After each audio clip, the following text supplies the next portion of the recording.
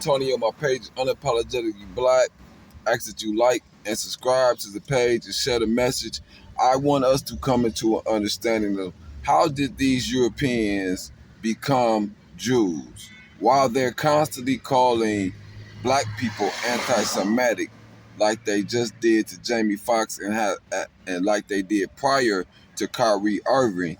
How did they convert into the year 740 is, a very spiritual individual and concerned with the practice of paganism among his people and looking at the growth of monotheistic movements, particularly Christianity and Islam.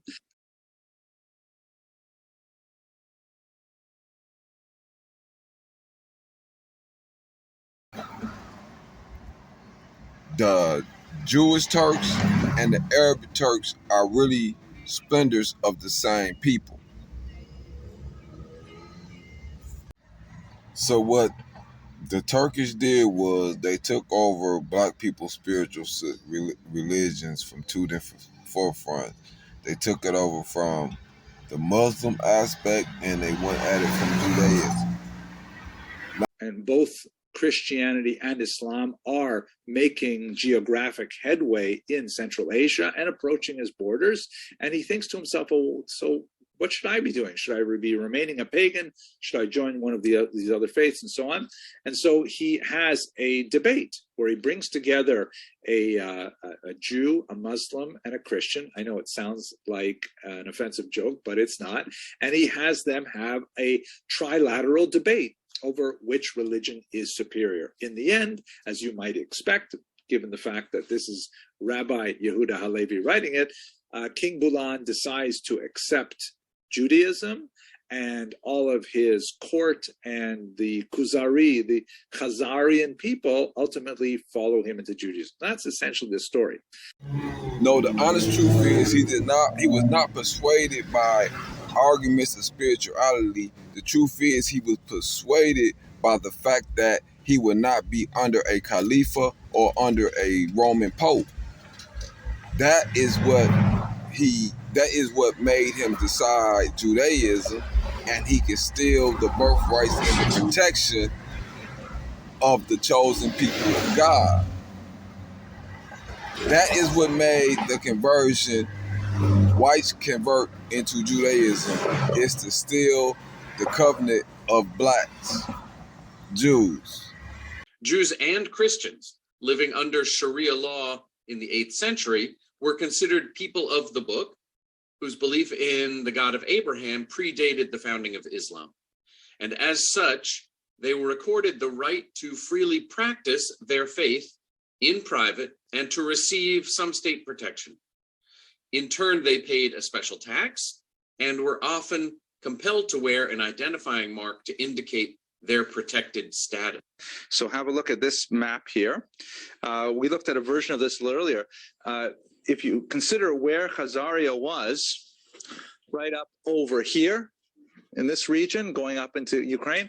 So Christianity, starting out in Rome, basically, I mean, from Israel over here to Rome, has taken over all of Europe, except for Spain, and is kind of achievements that are associated very closely with the golden age of Spain, where Jews were, unlike any other time really in Jewish history, with maybe a possible exception in contemporary America, where you begin to see this bit by bit. You have people who are like of incredible stature as religious Jews, meaning they contributed literature in Hebrew about the religious texts and so on, and at the same time, very powerful, influential politicians in the secular realm. Chasta ibn Shaprut, Shmuel ibn Nagrela, to a certain degree, Yehuda Halevi, Shlomo ibn Gabriel. There's a whole list of people who really achieved, greatness in both worlds. Here in America today, we have a little bit of that, let's say, with, Orthodox Jewish politicians reaching great heights, things like that, but it still pales. Back, they retired into Spain and there laid the foundation of a new civilization. The country was immeasurably enriched by their labors. They, for instance, introduced the silk industry into Spain. In the fields of agriculture, they were highly skilled and introduced rice, sugarcane, dates, ginger, cotton, lemons, and strawberries into the country. The Spanish city of Cordova in the 10th century was very much like a modern city. Its streets were well paved and there was raised sidewalks for pedestrians. At night, one could walk for 10 miles by the light of the lamps, flanked by an uninterrupted extent of buildings. This was hundreds of years before there was paved streets in Paris, France, or street lamps in London, England. The population of Cordova was over 1 million. There are 200,000 homes, 800 public schools, and many colleges and universities. Cordova possessed 10,000 palaces of the wealthy, besides many royal palaces surrounded by beautiful gardens. There were even 5,000 mills in Cordova, at a time when there was not even one in the rest of Europe. There are also 900 public baths, besides a large number of private ones, at the time when the rest of Europe considered bathing as extremely sinful and to avoid it as much as possible. Cordova was also graced by a system of over 4,000 public markets. The Great Mosque of Cordova, another grand structure, had a scarlet and gold roof with 1,000 columns of porphyry and marble. It was lit by more than 200 silver chandeliers containing more than 1,000 silver lamps burning perfume oil. The marvelous cities of Toledo, Seville, and Granada were rivals to Cordova in respect to grandeur and magnificence. According to Dave Fontenelle, he wrote, "The Moors of Granada, a small black people burnt by the sun, full of wit and fire, always in love, writing verses, fond of music, arranging festivals, dances, and tournaments every day. Education was universal in Moorish Spain, being given to the most humble, while in Christian Europe, 99% of the people were illiterate, and even kings could neither read nor write. There were more Towards northern Baltic states like Lithuania, Latvia, and so on. And pagans are just converting left and right because the Christian faith with life after death and a just God and prayer and things like that was ultimately far more appealing, especially the idea of belonging to a global faith, you know, with a very consistent, coherent ideology. You compare that to polytheism with its multiple gods and multiple narratives and really no real place for human beings in it. It was very weak. Islam at the same time is expanding incredibly dramatically. We're talking about 740, right? So this purple area, it starts in 622, and this purple area really measures what it's like in the year 750. So Islam spreads, you know, like in a viral way, as it were. It becomes so popular as it conquers regions and as people willingly give themselves up to become Muslims. So here's Khazaria sandwiched between Christian Europe and Muslim Europe, and they have to decide, well, are we going to become absorbed in a larger Muslim reality, absorbed within a larger Christian reality, or shall we try to stake out our own kind of independent region by adopting Judaism? So these are Black Jews in Spain. This is who the Khazar was corresponding with when he was speaking about transferring religious-wise into Judaism, right? But they had no nation. So what they did was the Black Jews, to prevent from going into slavery and things of that nature, they had certain protections under under Islam, right? So you had the Berber Muslims, which was a larger majority of Muslims at this time, who gave the Black Jews certain forms of protections. So as you will see, the Black Jews normally traveled and moved throughout the world alongside these Black Berber Muslims.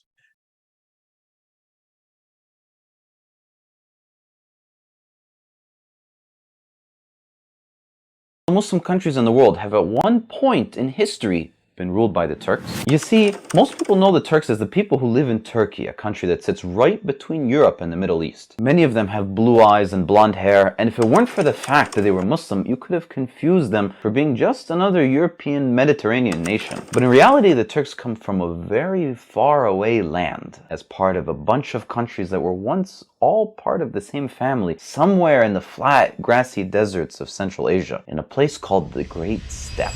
Europeans do whatever is possible to hide your identity, but when they talk about the Muslims that was fighting over the Mediterranean Sea, they're talking about Moors. The Moors covered and sailed the Mediterranean Sea. Spain, Italy, all those areas were ruled by Moors, black Muslims, not Arab Muslims. The Arab Muslims are another version of the Turks. In the 400s, the Turks were a bunch of small nomadic tribes migrating from place to place and warring with other tribes in an actually quite similar way to the Arabs before Islam. And it was around this time that the Mongols were starting to unite and pose a serious threat to the other nations in the region. And so by the 500s, Turks had packed their bags and started migrating west. Now, the thing about the Great Steppe is that it's wide, flat, and not a whole lot of people live there. So when the Turks moved west, they were able to expand into huge swaths of land with very little resistance. And eventually they consolidated their new land into the first Turkic Empire. Fast forward a couple hundred years and the Muslims have expanded out of the Arabian Peninsula. And now they're on the edge of the Turkic Empire. And at the same time, China was swallowing up land in the east and was headed right for the Muslims, and the Turks were caught in the middle. A small group of Turkish soldiers decided to join the Muslims in the Battle of Talas, an immensely important battle in the rivalry between the Muslims and the Chinese. And that's when they first heard the message of Islam. The Muslims managed to defeat the Chinese, and some of the Turks even converted after the battle. And this moment in history was the starting point for the rest of the Turks to eventually embrace Islam. Khazar Empire was a powerful realm of its own, which represented a third force, and had proved itself a diplomatic and military equal to the Caliphate and the Empire, even having placed their own candidate on the Roman throne. Yet, interacting with these sophisticated civilizations had made Khazar rulers realize that their Tengriist shaman beliefs could not grant spiritual, legal, and dynastic legitimacy like the great monotheistic faiths could. However, the Khazars could not accept Christianity or Islam. Accepting conversion to either superpower's religion would automatically subordinate Khazars to either the emperor or the caliph. So, it seemed like the only logical choice was to, as the third major power, choose the third major religion, which did not have as many strings attached. 22, and this purple area really measures what it's like in the year 750. So Islam spreads, like in a viral way, as it were. It becomes so popular as it conquers regions and as people willingly give themselves up to become Muslims. So here's Khazaria sandwiched between Christian Europe and Muslim Europe, and they have to decide, well, are we going to become absorbed in a larger Muslim reality, absorbed within a larger Christian reality, or shall we try to stake out our own kind of independent region by adopting Judaism? A couple hundred years later, a merchant from Bukhara, which is where Imam Bukhari is from, by the way, was traveling through Central Asia to do business. He asked one of the local Turkish rulers if he could build a masjid there, since Muslims were now using the trade route a lot and they needed somewhere to pray. The ruler granted him permission and even gave him some money to build it. Eventually the masjid was built and the Muslim caravans used to stop by and pray and rest. And one 12-year-old boy by the name of Satuk Bughra Khan saw this and became curious.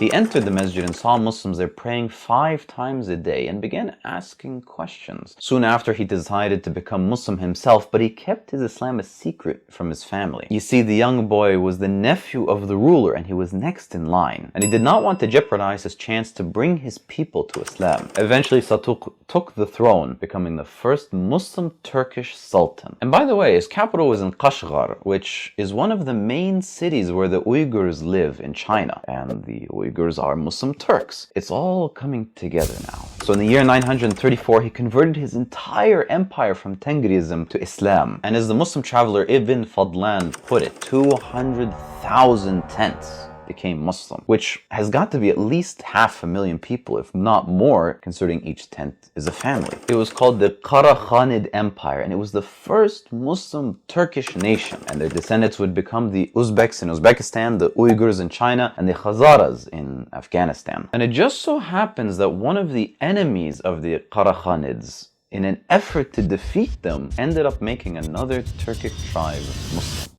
You see, the Samanids were a Persian tribe that lived nearby, and they were fighting over this land here. And the Samanids, they had been Muslim for a while now, and they were spreading the message of Islam in Central Asia. And it was great that the Qarakhanids had become Muslim, but they still had a land dispute from before. The Samanid Sultan Ismail Semeni decided that the best way to solve this dispute was to ally with other Turks in the region. He solidified an alliance with another powerful chieftain by marrying his daughter to him. Ismail quickly became influential over them, and eventually the entire Turkic tribe embraced Islam. They were called the Oghuz Turks, and their descendants would become the Turkmen of Turkmenistan, the Azeris of Azerbaijan, the Qashqai in Iran, and of course the modern Anatolian Turks of Turkey. But that still leaves the biggest Turkic country, Kazakhstan. You see, the Kazakhs were originally called Kipchaks, and they created their own empire just north of the Black Sea. It was a huge empire, and it stretched from Hungary to Mongolia until once again the Mongols showed up and they just got smashed. The Mongols took over their lands and now ruled over the Kipchaks. Subhanallah. Moorish women who were doctors, lawyers, and professors. Jewish scholars studied under the Moors and then went to England and set up scientific schools at what later came to be Oxford University.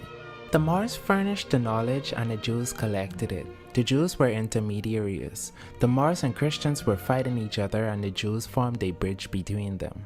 The Umayyad. Now, the way they're trying to describe it is if the Jews went into Europe and was communicating with the Muslims. No, there was Jews in Granada. There was Jews, black Jews, that's where they were. These were the white converts who they converted into Judaism, who took the knowledge that they had acquired from communicating with the Jews in Granada. They held that knowledge to themselves instead of having open university educations like the blacks had in Granada. Those Jews held all the information to themselves and they used it to prosper over the whites in Europe. This is why they had all the wealth, and this is why the whites hated them so much, because they had our knowledge to themselves when they was amongst the Europeans. And when the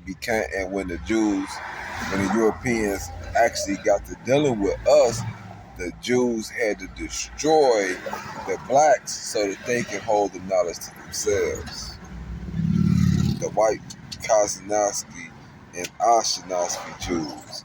This is why they supported the enslavement of the blacks out of Europe. White people are attempting to steal our identity. When they lost their land, the Khazars, and they moved into Russia, had to go into Poland, right? They had already stolen our identity as far as who we are socially and spiritually. Now they come back to steal the land. With DNA analysis, looking at various populations to try to determine how likely it is that they are in fact Jewish. And especially in Africa, there have been several populations that have been identified as having a very high statistical relationship to contemporary Jews. There's no question how the Africans, the Egyptians depicted themselves and their skin pigmentation by the hieroglyphs on the walls all throughout Egypt, right? So there's no doubt that Moses was passed as the grandson of the Pharaoh Ramses, and according to the Bible genealogy, Ramses was a Cushite, right? Cushite is modern day Somali. So we know how modern day Somali people's skin complexions is. So if Moses was able to pass off as a modern day, as a Cushite, throughout the times of the Egyptians, meaning he had to be a black man. This is without doubt, right? So the Hebrews did not become. I want you to understand what eventually ended up happening is these Khazars end up losing their land. Their land began overtaken. They moved further up towards Russia, where they continue to communicate and deal with the black Jews of Spain and the black Jews who settled in Russia. If you look at in the history, it was once blacks in Russia. And those white Jews were privy to the knowledge of the blacks, and they used that knowledge in order to oppress the other whites. And this is why you have the conflict of the Jewish whites and the Christian whites with the hate for one another, because the white Jews had access to the black knowledge when they was communicating with the Jews in Spain. And you understand, if you know history, the wealth of knowledge that was coming from Spain, or if you know anything about the Renaissance period in Italy, at the time that the blacks were in Italy, you had a renounce of knowledge. And so you had Jews, black Jews amongst these Muslims in all these areas, and they was also had lots of knowledge and was about education, but they was communicating with these white Jewish converts, giving them access to this information, and they was using this access to this information as a means to oppress the uneducated white men. These are the Jews that was up there that are trying to claim the land of Israel, which is right here, right? What the white people is trying to say is that the black Jews who come up out of Africa, they trying to say these Jews who were black come up out of Africa, right? They trying to say they travel all the way up there. No, every time them blacks was attacked, they went back into Africa, right?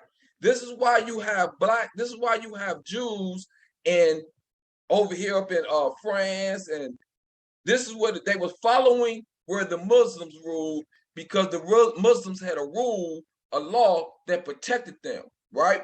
All these areas up this way was heavy into slavery. This would make no sense to go this way for this black nation.